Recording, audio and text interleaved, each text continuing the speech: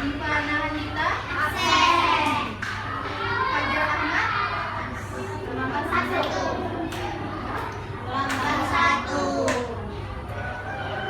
Keisha Dwi Sabila. Absen.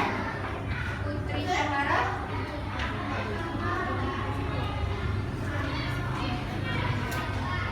Jadi hari ini kita akan belajar tentang peduli terhadap makhluk hidup. Ada nggak yang tahu apa contoh makhluk hidup itu? Angkat tangannya. Oke, Kara, buat hewan, tumbuhan, ada lagi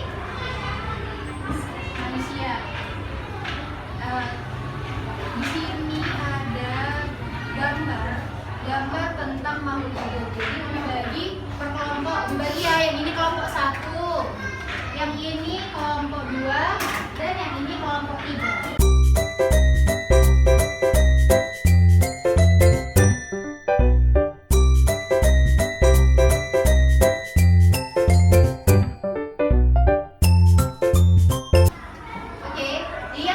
Gambar di halaman pertama. Udah dilihat? Udah. Coba, ada nggak yang tahu ini tuh gambar apa?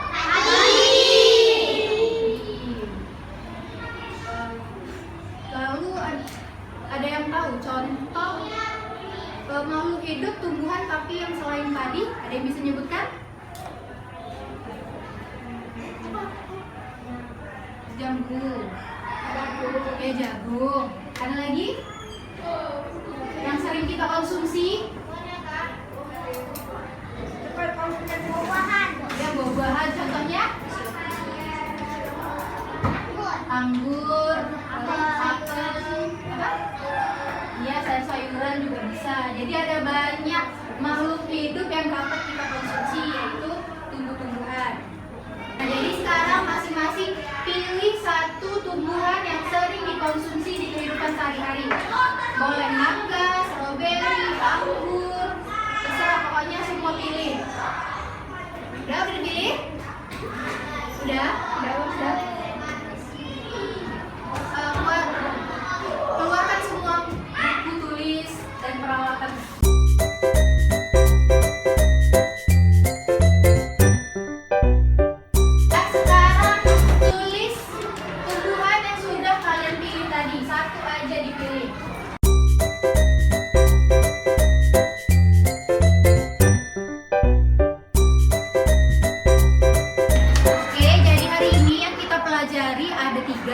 Yang pertama bahasa Indonesia, yang kedua ilmu pengetahuan alam atau IPA, dan yang ketiga ada ilmu pengetahuan sosial atau IPS. Untuk bahasa Indonesia, Umi mau kalian tuliskan pertanyaan-pertanyaan tentang makhluk hidup yang sudah dipilih tadi dengan menggunakan kosakata yang bagus dan kalimat yang efektif. Bisa? Bisa? Harus bisa, kan udah belajar kan? Udah pernah diajarkan kalimat efektif dan kalimat baku. Contohnya, mau kasih contoh. Kata yang ini tadi stroberi. Buat pertanyaan tentang buah stroberi. Contohnya, bagaimana bentuk buah stroberi itu? Bagaimana rasanya? Jadi di kertas slogan tadi ditulis pertanyaan tentang buah yang sudah kalian pilih.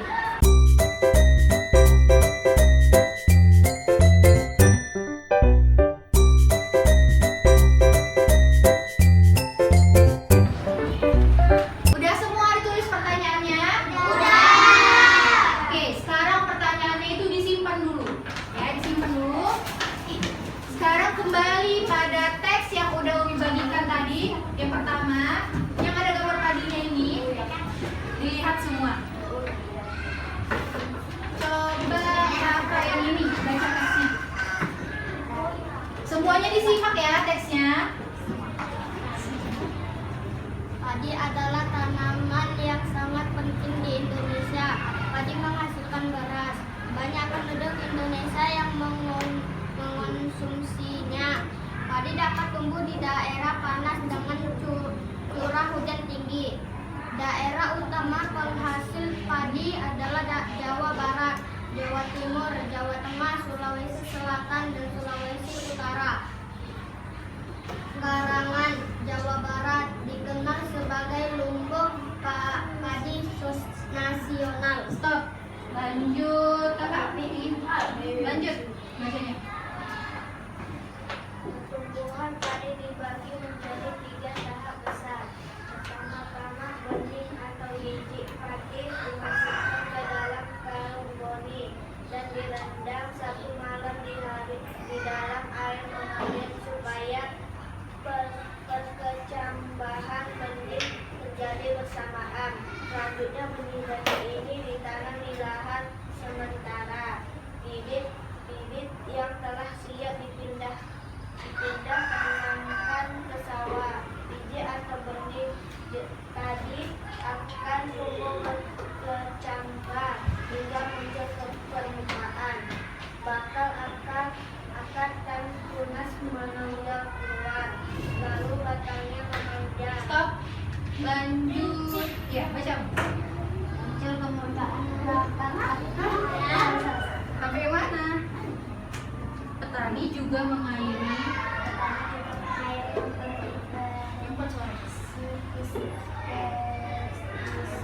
dan pupuk pada tanaman. Ini selanjutnya tanaman padi dengan batang berkembang tebu, keras dan mati berwarna kuning. Gabah adalah bulir padi yang berbungkus dalam sekam kulit padi. Gabah ini kulit yang dijadikan benih lagi dalam bertumbuh padi. Berlangsung antara 110 hari hingga 130 hari setelah panen. Padi dapat ditumbuhkan dengan langsung mesin atau digiling sehingga dihasilkan boleh padi beberapa padi. Kemudian isi inilah yang berwarna putih kemerahan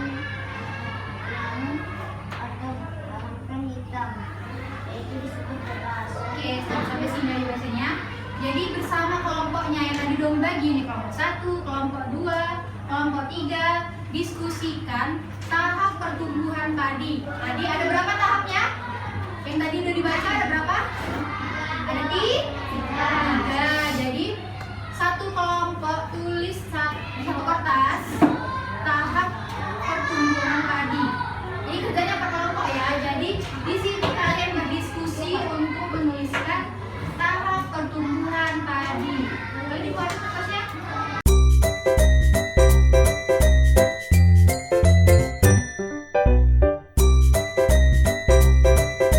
Setelah ditulis tahap pertumbuhan padi, Umi mau kalian juga berdiskusi dan menuliskan cara menjaga kelestarian padi. Ini juga kerja kelompok, jadi bersama kelompoknya didiskusikan bagaimana sih iya, satu kertas saja. Bagaimana sih cara melestarikan padi agar padi ini tidak hilang?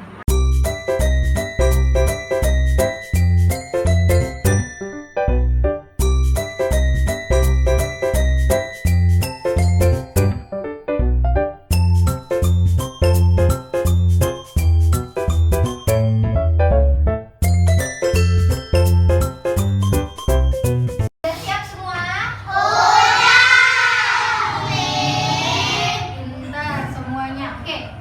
Dari kelompok berapa ya, Luan? Ada yang mau duluan? Oke, kelompok 1. Coba.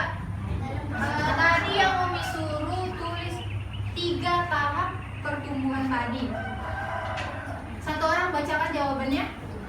Pertama-tama benih atau biji padi dimasukkan di dalam karung boni dan direndam 1 malam di dalam air mengalir supaya perkecambahan benih terjadi bersamaan. Selanjutnya benih-benih ini ditanam di lahan sementara. Bibit yang telah siap dipindah tanamkan ke sawah. Biji atau benih tadi akan tumbuh berkecambah sehingga muncul ke permukaan. Bakal akar dan tunas menonjol keluar.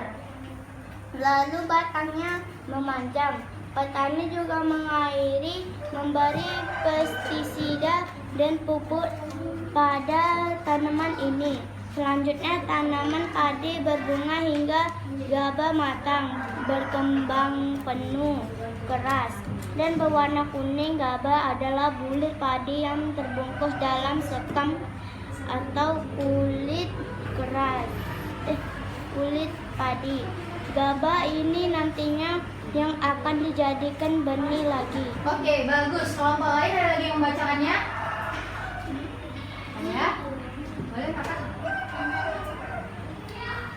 Benih atau biji padi dimasukkan ke dalam karung goni dan direndam 1 malam di dalam air mengalir supaya perkecambangan benih terjadi bersamaan. Selanjutnya benih-benih ini ditanam di lahan sementara.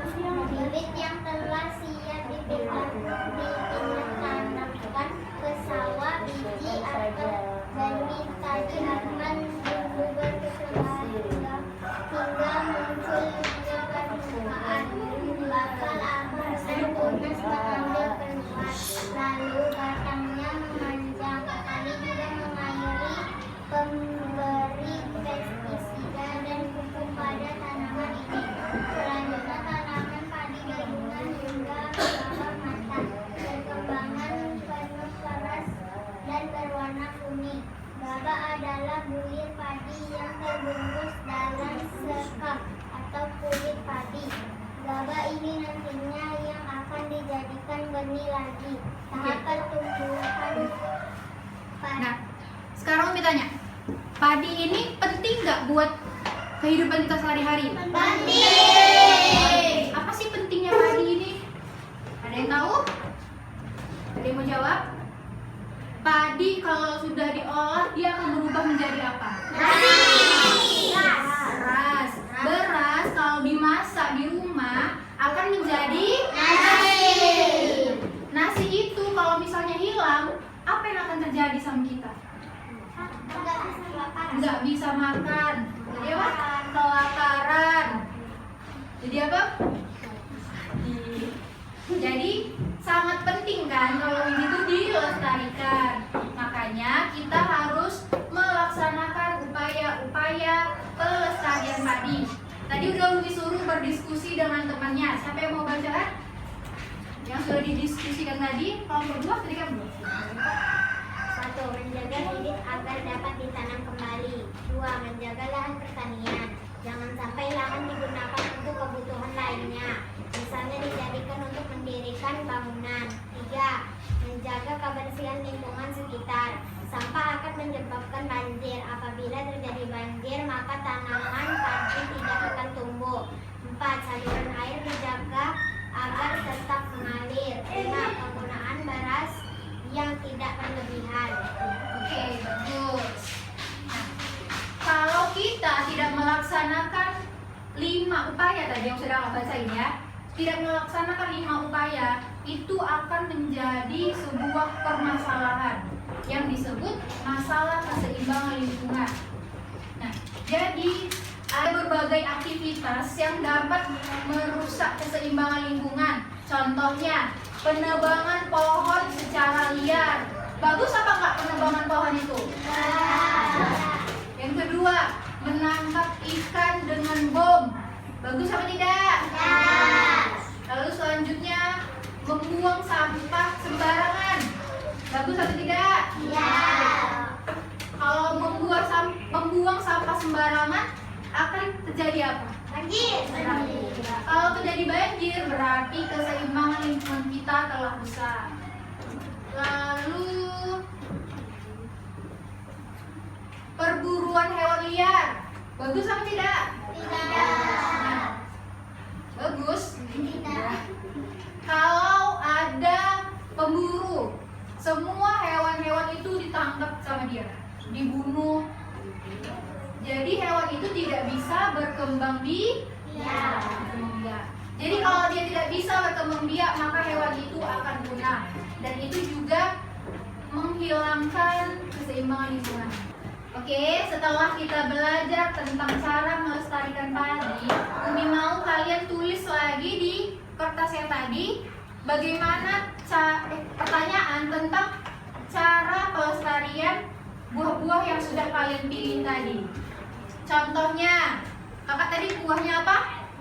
Stroberi. Tulis pertanyaannya, apa pentingnya buah stroberi itu? Atau kakak tadi apa buahnya? Jambu. Apa yang harus dilakukan agar jambu ini terus berbuah? Gitu ya. Masing-masing tulis sesuai dengan buahnya yang sudah dipilih tadi.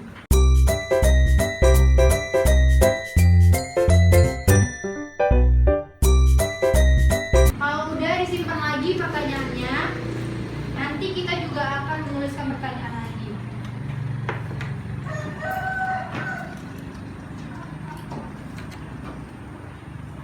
Udah disimpan pertanyaannya.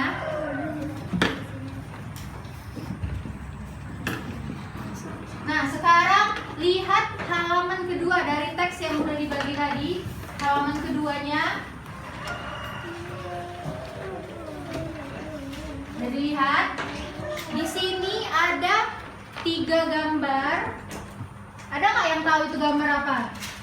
Pantai, dataran tinggi, dataran rendah. Dari ketiga gambar ini, pantai, dataran tinggi, dataran rendah, apa sih perbedaannya? Ada yang tahu?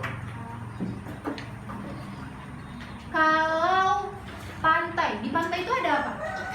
Ikan, terus air, terus pasir, terus ada pohon, terus apa?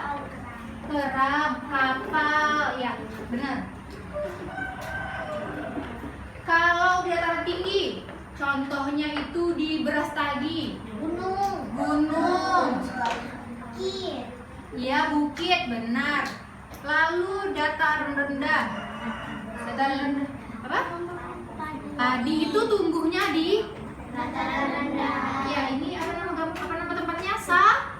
Sawah. Nah, dataran rendah itu biasanya tempat kita tinggal, seperti kayak di sini di sekolah ini, itu namanya dataran rendah.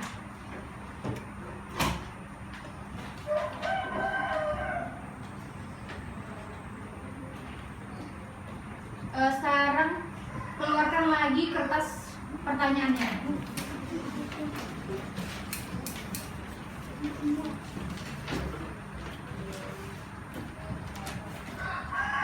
Udah?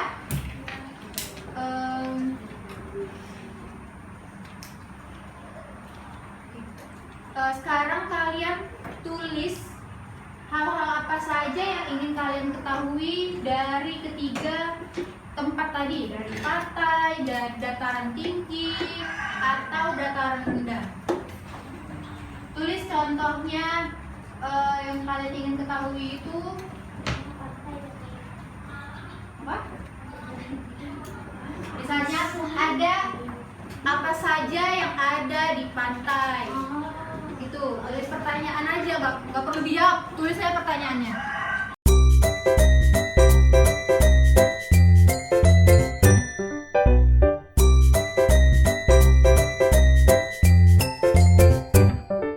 Sudah semua?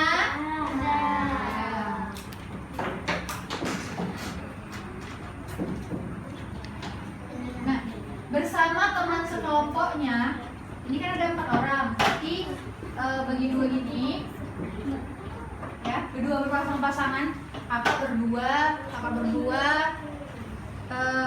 bertiga ya, yang ini berdua. Kalian diskusikan tentang pertanyaan yang dibuat. Misalnya gini, kakak pertanyaan tentang apa tadi? Apa saja yang ada di dataran tinggi? Kakak yang ini. Apakah yang ada di pantai? Jadi kalian berdua saling berdiskusi apa jawabannya dari apa yang ada di dataran tinggi sama apa yang ada di pantai, ya.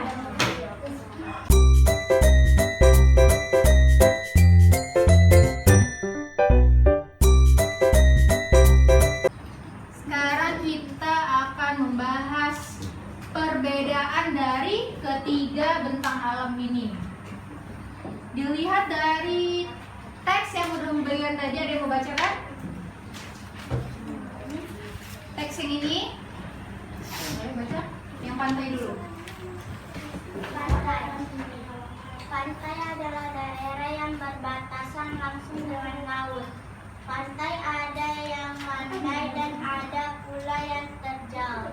Pantai yang landai biasanya digunakan untuk objek wisata. Oke. Dataran tinggi? Jawab nih. Iya. Dataran tinggi adalah permukaan bumi yang ketinggiannya 500 meter di atas permukaan laut. Dataran tinggi biasanya dimanfaatkan untuk peristirahatan, objek wisata, dan usaha perkebunan. Oke. Dataran rendah? Yang ini dulu.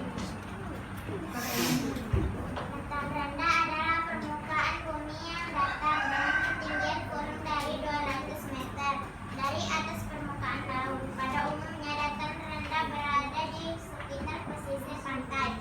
Dataran rendah banyak digunakan untuk berbagai keperluan, di antaranya pertanian, peternakan, perumahan, dan industri, serta beberapa jenis kegiatan perkebunan seperti perusahaan kelapa dan perkebunan.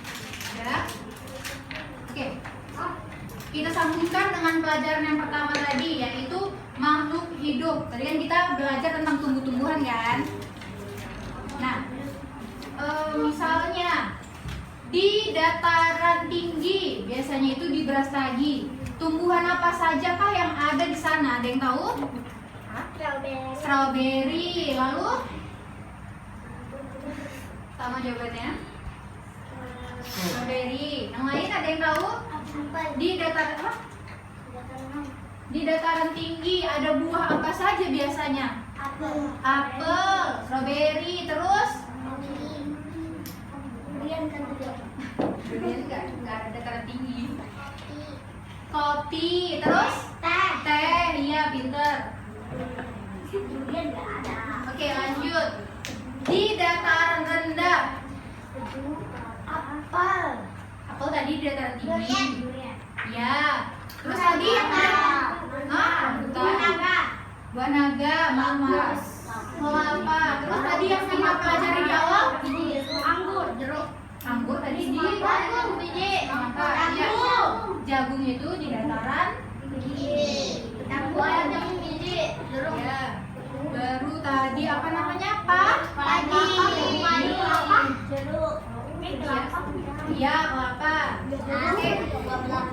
Terakhir, di pantai. Kalau di pantai ada apa makhluk hidupnya?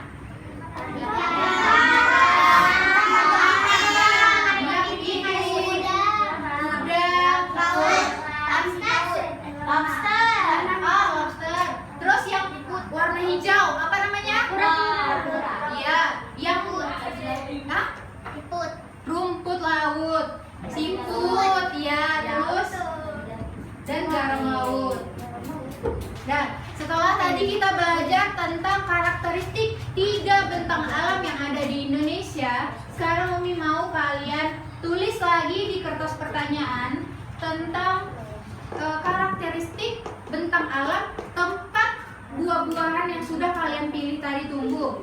Contohnya seperti strawberry. Strawberry kan tumbuhnya di dataran tinggi.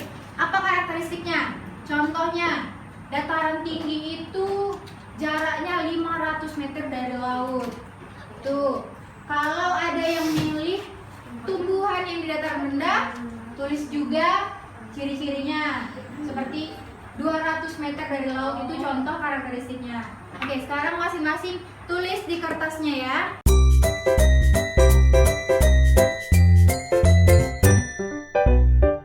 Oke, udah semua? Udah. Oke, materi yang sudah kita pelajari hari ini, yang pertama kita sudah menuliskan beberapa pertanyaan dengan menggunakan bahasa yang baku dan kalimat yang efektif. Yang kedua, kita sudah mempelajari tentang makhluk hidup yang ada di sekitar kita yang sering kita konsumsi. Yang ketiga, kita sudah belajar tentang bentang alam yang ada di Indonesia yang ada 3, apa? Pantai, dataran tinggi, dan dataran rendah. Oke, untuk melestarikan semua makhluk hidup yang ada di sekitar kita, itu kita perlu melakukan pelestarian seperti yang sudah dibilang tadi, yaitu menghemat pemakanan nasi, atau jangan menggunakan pestisida yang terlalu berlebihan, atau dengan rajin menanam pohon-pohonan dan sebagainya. Oke, baik, sampai sini saja pembelajaran kita hari ini. Kita baca doa sama-sama ya. 1, 2, 3. Bismillah.